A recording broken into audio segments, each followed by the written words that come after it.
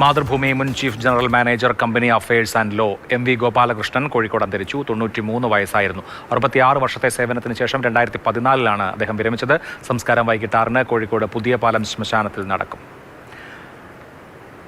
CK Vijayan വിവരങ്ങളുമായി. വിജയൻ 1948 മാതൃഭൂമിയിൽ ചേർന്നതാണ്. മാതൃഭൂമിയുടെ വളർച്ചയിൽ നിർണായകമായ പങ്കുവഹിച്ച ആളാണ് MV ഗോപാലകൃഷ്ണൻ. അദ്ദേഹത്തിൻ്റെ നിര്യാണം എപ്പോഴായിരുന്നു സംഭവിച്ചത്?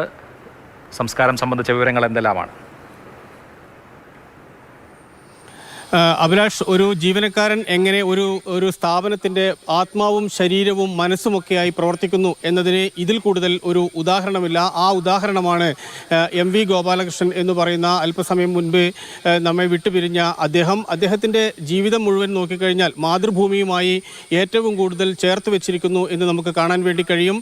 18ാമത്തെ വയസ്സ് മുതൽ മാതൃഭൂമിയുമായി അടുത്ത് ബന്ധപ്പെട്ട് പ്രവർത്തിച്ച അദ്ദേഹം 66 വർഷം എന്ന് പറഞ്ഞാൽ 6.5 പതിറ്റാണ്ടിലധികം കാലം മാതൃഭൂമിയുടെ ആത്മാവും ശരീരവുമൊക്കെയായി പ്രവർത്തിച്ച ഒരു വ്യക്തിയാണ്. അങ്ങനെയുള്ള ഒരു വ്യക്തിയാണ് അല്പസമയം മുൻപ് നമ്മോട് വിട പറഞ്ഞത്. വൈകിട്ട് 6 മണിക്കാണ് സംസ്കാര ചടങ്ങുകൾ നടക്കുക.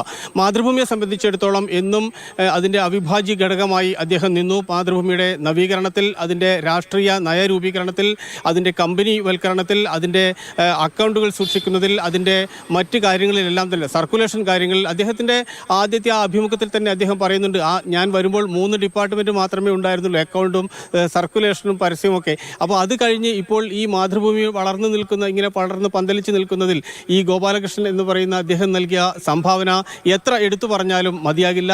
അദ്ദേഹത്തിൻ്റെ തലമുറയിൽപ്പെട്ട ആൾക്കാർ ഇപ്പോഴും ഈ സ്ഥാപനത്തിൽ, നമ്മുടെ സീനിയർ ജനറൽ മാനേജർ സർക്കുലേഷനിൽ G. ആനന്ദ് സാർ ഉൾപ്പെടെയുള്ള ആൾക്കാർ ഇപ്പോഴും അദ്ദേഹത്തിൻ്റെ തായ്വഴിയായി ഇപ്പോഴും ഈ സ്ഥാപനത്തിന് അകത്തുകൂടി ഉണ്ട് എന്നതും വളരെ ശ്രദ്ധേയമായ കാര്യമാണ്. ഏതായാലും വൈകിട്ട് 6 മണിയോടുകൂടി സംസ്കാര ചടങ്ങുകൾ നടക്കും. പുതിയ പാലം പൊതു ശ്മശാനത്തിലാണ് സംസ്കാര ചടങ്ങുകൾ നടക്കുക.